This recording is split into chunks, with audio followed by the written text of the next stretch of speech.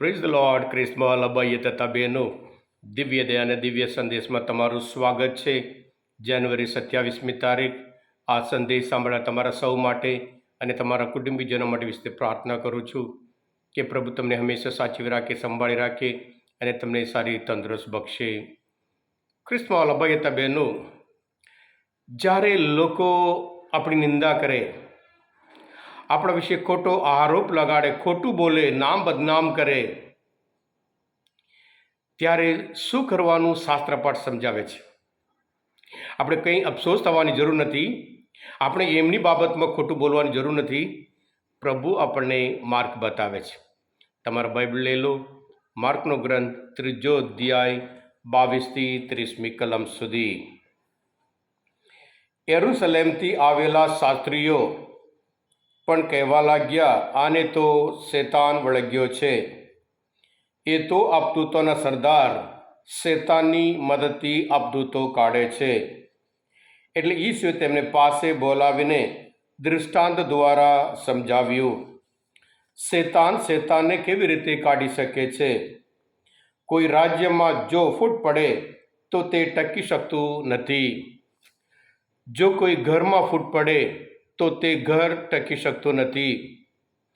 અને જો શેતાને પોતાના સામે માથું ઊંચક્યું હોય તો તેનામાં જ ફૂટ પડી જાય તો તે ટકી શકવાનું નથી. તેનો અંત આવ્યો જાણવો. કોઈ માણસ બળવાન માણસના ઘરમાં પેસીને તેની મત્તા એમને એમ લૂંટી શકે. પહેલાં તો તે બળવાન માણસને બાંધે, ત્યાર પછી તે તેનું ઘર લૂંટી શકે. હું તમને ખાતરીથી કહું છું કે માણસોમાં બધા પાપો અને તેઓ જે કંઈ નિંદા વચન ઉચ્ચારશે તે બધા માફ થશે. પણ જે કોઈ પવિત્ર આત્માની નિંદા કરશે તેને કદી માફ નહીં થાય, પણ તે ચિરંતન પાપનો ભાગી બને છે. એ લોકો કહેતા હતા કે એને અશુદ્ધ આત્મા વળગ્યો છે, એટલે ઈસુએ આમ કહ્યું. આ પ્રભુની વાણી છે. તે આપણો આધાર છે. ક્રિસ્મસ અબાઈએ તથા બહેનો, પ્રભુ ઈસુના સંદેશમાં અધિકાર, પાવરફુલ મેસેજ છે. એમને ચમત્કાર એ બધું જોઈ ઘણા બધા લોકો પ્રભુ ઈસુ પર વિશ્વાસ રાખતા થયા અને પ્રભુ ઈસુ જ મસીહા છે, મુક્તિદાતા છે, તારણહાર છે એમ કરીને સ્વીકાર કર્યા. પણ અહંકારી, અભિમાની યરુશલેમથી આવેલા શાસ્ત્રીઓ પ્રભુ ઈસુ પર આરોપ લગાડે છે. એને ભૂત વળગ્યો છે અને એ અશુદ્ધ આત્મા દ્વારા અશુદ્ધ આત્મા કાઢે છે એમ કરીને પ્રભુ પર આરોપ લગાડે છે. પ્રભુ ઈસુ પવિત્ર આત્માના શક્તિ વડે આ બધું કામ કરતા હતા. પણ એ લોકો પ્રભુ ઈસુનો સંદેશ માનવા તૈયાર નથી અને પછી સાથે સાથે પ્રભુ ઈસુનો જે શક્તિ સામર્થ્ય પણ સ્વીકાર કરવા તૈયાર નથી. એટલે આવા આરોપ લગાડે છે. એટલે પ્રભુ કહે છે, તમારા બધા પાપો ક્ષમા કરશે, માફ થશે, પણ પવિત્ર આત્માના વિરુદ્ધ જે પાપ કરો છો એની માફ નહીં થાય.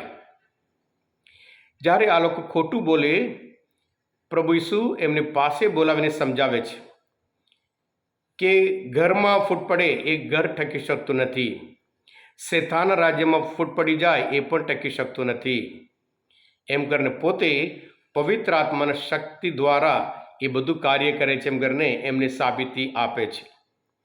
પોતામાં પવિત્ર આત્મા છે, પણ એ લોકોને લાગે એ અશુદ્ધ આત્મા દ્વારા આ શેતાનને કાઢે છે. એટલે પ્રભુ કહે છે, તમારા બધા પાપો માફ થશે, પણ પવિત્ર આત્મા વિરુદ્ધ જે પાપ કરશો, એ પવિત્ર આત્માના વિરુદ્ધ પાપ, એ નિંદા, એ ક્ષમા નહીં થાય, માફ નહીં મળે. એટલે એ કેવા પાપ છે? ક્રિસ્મસ ભાઈ તથા બહેનો, પવિત્ર આત્માના વિરુદ્ધ પાપ એટલે જે પોતાનો પાપ સ્વીકાર કરવા તૈયાર નથી, એને તો પાપોની ક્ષમા મેળવવાની જરૂર મળી શકે એમ નથી.